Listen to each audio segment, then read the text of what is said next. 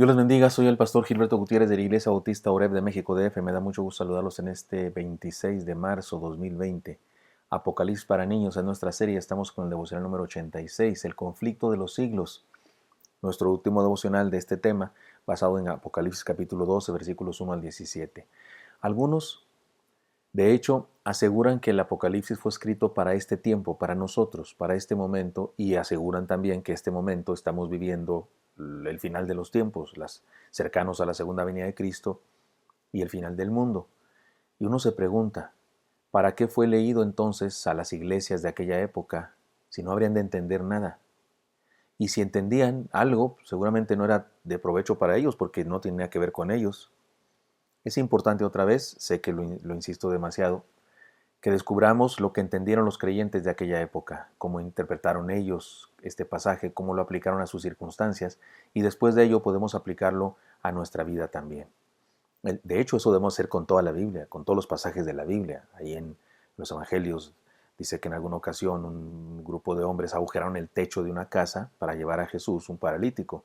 Si usted y yo interpretamos eso desde el punto de vista de nuestras casas el día de hoy, pues vamos a cometer un error porque vamos a pensar que trajeron barrenos o trajeron una de esas máquinas hidráulicas para perforar el cemento, pero no fue así. Las casas de aquella época son diferentes. Sé que estoy hablando de algo muy simple, pero así mismo debemos interpretar toda la Biblia, qué se entendió en su momento histórico, qué simbolizaba para ellos, qué cosas tenía que ver con ellos. Y luego lo trasladamos a nosotros. Y por supuesto que la Biblia es vigente en todas las épocas. El Apocalipsis se escribió para nosotros también, pero originalmente se escribió para personas de otro siglo y por eso debemos entender lo que ellos recibieron y luego aplicarlo a nosotros, que también fue escrito para nosotros, pero no sin pasar por la referencia de ellos. De acuerdo, espero que tengamos claro esta idea todos nosotros. Por eso, vayamos a la última enseñanza de esta porción. Se trata de una necesaria verdad respecto a la presencia permanente del Señor y la segura y absoluta victoria de la fe. En esta ocasión solamente leeré, ya hemos leído todos los devocionales de este tema, el pasaje completo, pero ahora leeremos solamente el versículo 13 hasta el versículo 17. Y cuando vio el dragón que había sido arrojado a la tierra, persiguió a la mujer que había dado a luz al hijo varón. Y se le dieron a la mujer las dos alas de la gran águila para que volase de delante de la serpiente del desierto a su lugar, donde es sustentada por un tiempo y tiempos y la mitad de un tiempo. Y la serpiente arrojó de su boca tras la mujer agua como un río, para que fuese arrastrada por el río. Pero la tierra ayudó a la mujer, pues la tierra abrió su boca y tragó el río que el dragón había hecho de su boca. Entonces el dragón se llenó de ira contra la mujer, y se fue a hacer guerra contra el resto de la descendencia de ella, los que guardan los mandamientos de Dios y tienen el testimonio de Jesucristo. Es un pasaje intenso y así como los escribe Juan, lleno de símbolos y de eso es una visión, y recuerden que dijimos es un cuadro completo. Algunas personas opinan que habrá un grupo de judíos que serán expulsados, que habrá una guerra y que serán alimentados en el desierto. Algunos hasta han encontrado unas hierbitas en el desierto allá cercano a Jerusalén donde dicen que se alimentarán, y algunos hablan de ese río, de una gran presa que están construyendo las naciones de Oriente y que habrá problemas en Israel y cosas que lo señalan a nuestro tiempo. Pero otra vez, si eso es cierto, entonces los del primer siglo no entendieron ni papa. Lo leyeron y dijeron, ¿esto qué es? No es nada. Pero no, sí entendieron algo. Definitivamente entendieron algo. De hecho, era un pasaje, era un libro que debía provocarles aliento, fortaleza, esperanza.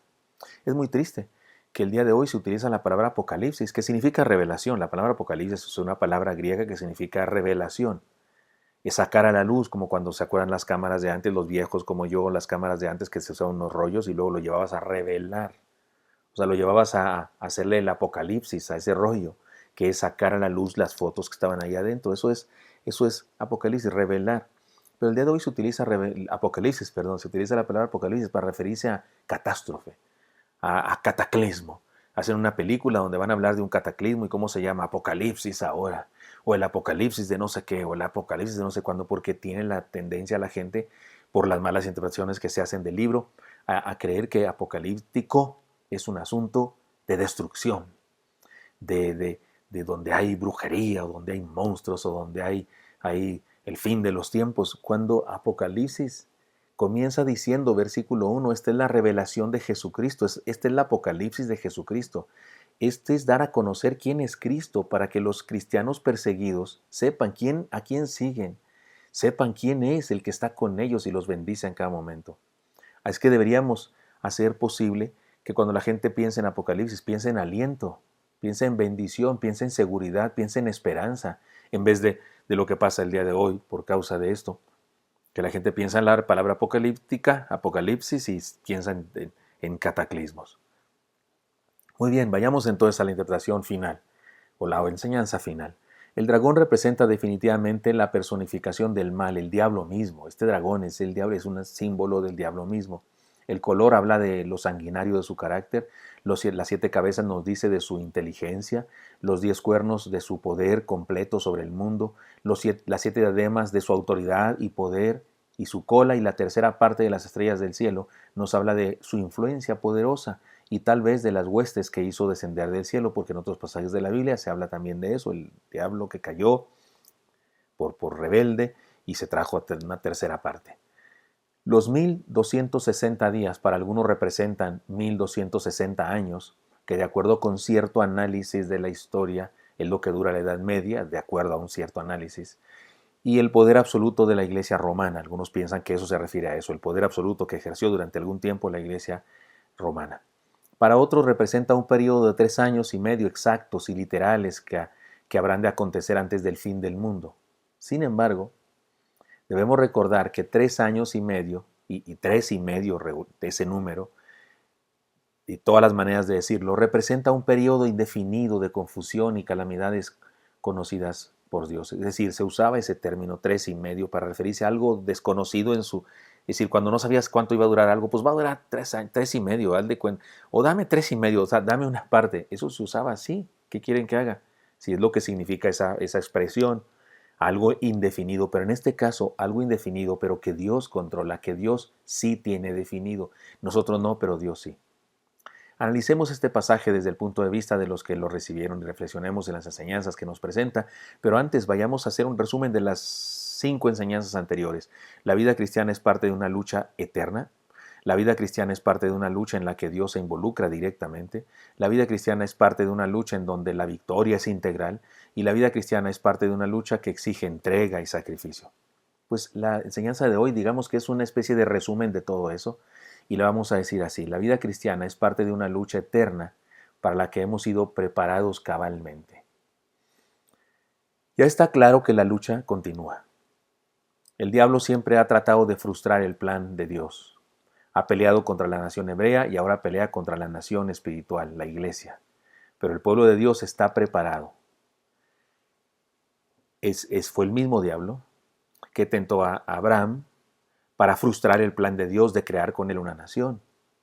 En Egipto casi los destruyen. También es el mal intentando destruir el plan de Dios.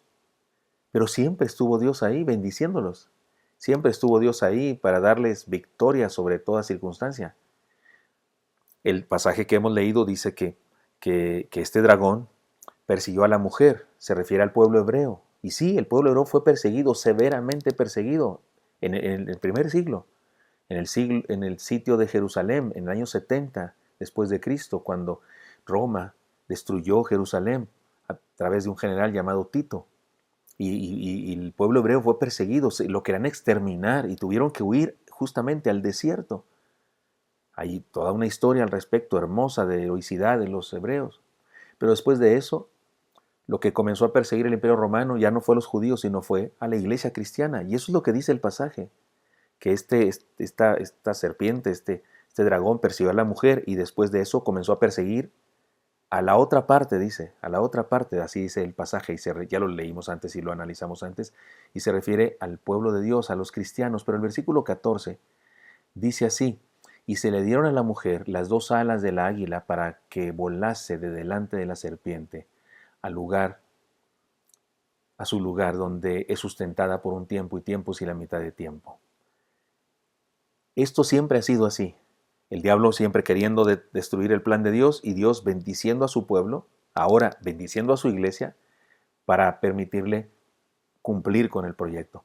Por ejemplo, en Éxodo 9:4 dice así: Y Jehová hará separación entre los ganados de Israel y los de Egipto, de modo que nada muera de todo lo de los hijos de Israel. Este pasaje habla de un Dios que bendice a su pueblo. Y lo bendice por encima de bendecir a otros pueblos. Y el versículo, y Deuteronomio 32, 10 al 12 dice, le halló en la tierra de desierto y en yermo de horrible soledad, lo trajo alrededor, lo instruyó, lo guardó como la niña de sus ojos, como el águila que excita su nidada, revolotea sobre sus pollos, extiende sus alas, lo toma, lo lleva sobre sus plumas, Jehová le guió y con él no hubo Dios extraño. Y dice también Isaías 40:31, pero los que esperan en Jehová tendrán nuevas fuerzas, levantarán alas como las águilas y correrán y no se cansarán, caminarán y no se fatigarán. Es decir, no hay razón para huir del enemigo. Si acaso fuese más fuerte que nosotros, podremos volar por encima de él. Ningún río de prueba podrá detener nuestra marcha en pos del plan de Dios. Esto es lo que trata de decirle Dios al pueblo sufriente de ese momento, que Él les va a bendecir y les va a dar alas para volar por encima y triunfar, que está con nosotros. Es decir, estamos en lucha y debemos pelear contra el mal. Que la negligencia, la ignorancia o el temor no nos venzan y nos impidan pelear. Nuestra vida es parte de una lucha cósmica contra el mal. Los contemporáneos de Juan estaban sufriendo, parecía que el mal estaba venciéndoles. Algunos se preguntaban si valía la pena todo aquel dolor. El acusador procuraba vencerles, haciéndoles sentir inútiles y sin propósito. Pero ellos dieron su vida de todas maneras por Cristo. Sin embargo, necesitaban la palabra de aliento de parte de Dios que les ayudara a entender que su sufrimiento tenía propósito y era parte de la victoria. Además, debían estar seguros de que no estaban solos, sino que Él siempre intervendría para darles la victoria. Y eso es lo que habla, de lo que habla estos símbolos, de cómo la mujer fue llevada con alas de águila y fue sustentada. Es decir, Dios sustenta a su pueblo siempre y lo bendice y lo protege. Así que, hermanos míos, luchemos en nuestra limitación, que Dios también pelea por nosotros y Él no está limitado, Él es todopoderoso.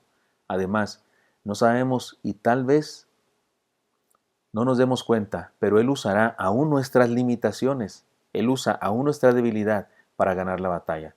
Así que unámonos a la guerra que ya tenemos ganada. Los primeros cristianos deberían saber esto, que habría victoria, que Dios los bendeciría, que Dios los haría volar por encima de las pruebas. Y lo mismo se aplica a nosotros. Podemos aplicarlo a nuestra vida también. Una vez que entendemos lo que ellos comprendieron y entendieron, ahora lo podemos aplicar a nuestra vida. Espero que esto sea útil para usted y el día de hoy lo digo con más sentido que nunca. Espero que esto sea útil para usted porque usted si esto está frustrado, porque yo no le he contado cosas de la época moderna y de sucesos actuales y que no le he puesto temor a usted. Y ay de ti si no te arrepientes porque Dios, si yo no he sido así, no sé, catastrofista y emocionalista y futurista al interpretar el Apocalipsis y le he situado en el contexto histórico del primer siglo. Pero espero que después de esto usted y yo entendamos, la enseñanza sigue siendo hermosa para nosotros, aunque no le dé miedo a usted, aunque no le apantalle nada.